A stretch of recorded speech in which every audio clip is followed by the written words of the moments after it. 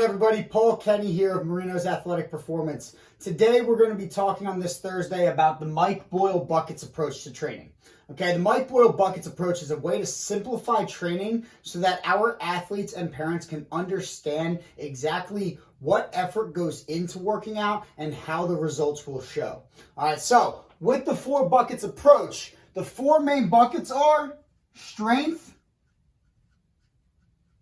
speed and or power,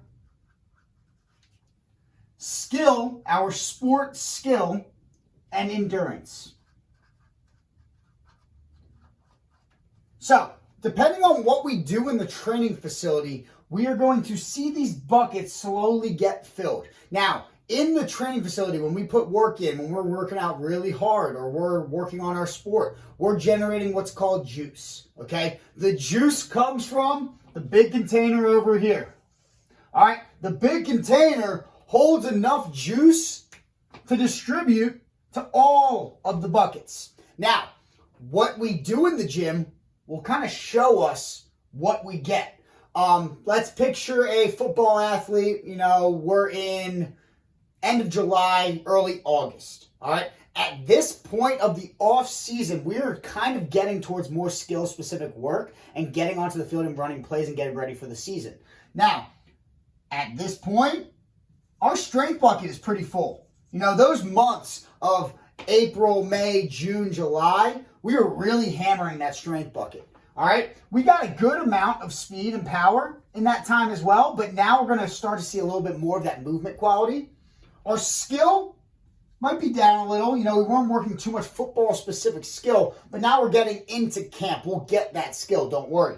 And our endurance is probably about halfway home. Same as skill. Endurance will go up once we start getting on the field and running. There's no conditioning quite like playing the sport you're going to play.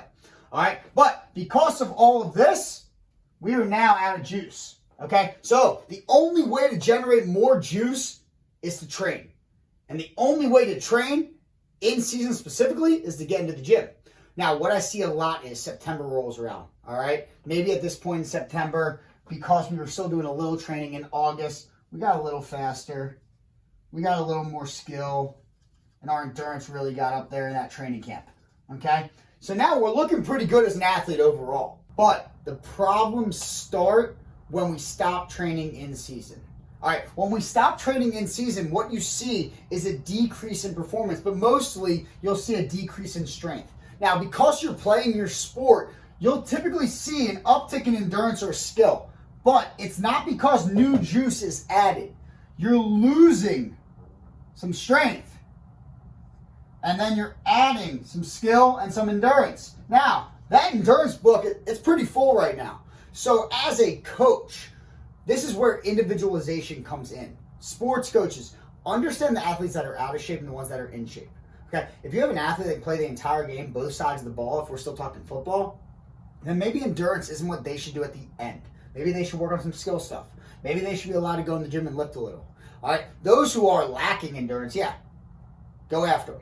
But again, another 3 to 4 weeks go by. We find ourselves in October or November now, kind of getting towards those playoffs.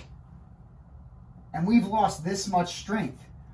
Our endurance can't even get better. So all the juice that was poured from strength into the endurance bucket, it's just leaking over the top.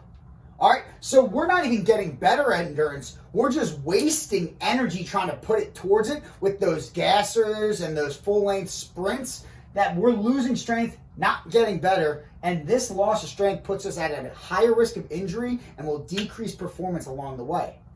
All right, so now to kind of touch this in with a little more of a current state. COVID-19's in full effect right now. Football players, any athlete for that sake, we don't have a ton of weights at home, do we? So what can we do to get better at our sport? Not what we can't do. We already know what we can't do, but what can we do?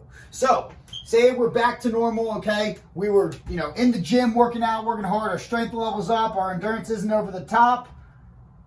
It's about right there. COVID-19 hits.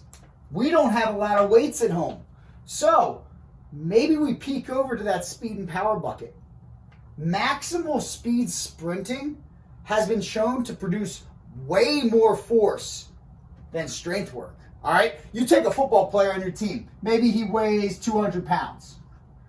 And he can squat 405. That's pretty impressive, right? Strong kid. Speed, max velocity, your top end speed has been shown that you produce force into the ground at top speed as high as 3 to 5 times your body weight. All right, I'll repeat that. 3 to 5 times your body weight, max speed. That's how much force you're putting down. So if we have a 200-pound athlete, I'll do a little math for you. 3 to 5 times, we're talking 600 to 1,000 pounds of force. That's a little more impressive than a 405 squat, in my opinion. And guess what? If that is what we're producing, maybe we're not losing that much strength.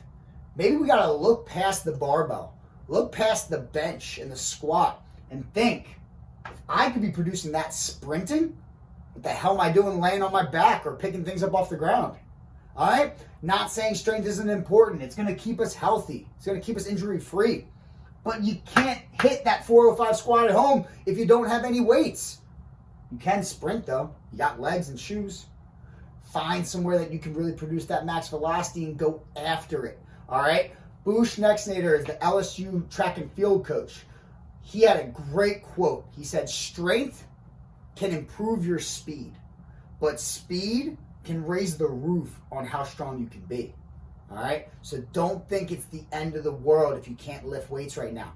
Focus on speed development. Maybe it's endurance. Maybe it's getting better at your skill. You have 3 buckets you can hammer here until the gyms reopen.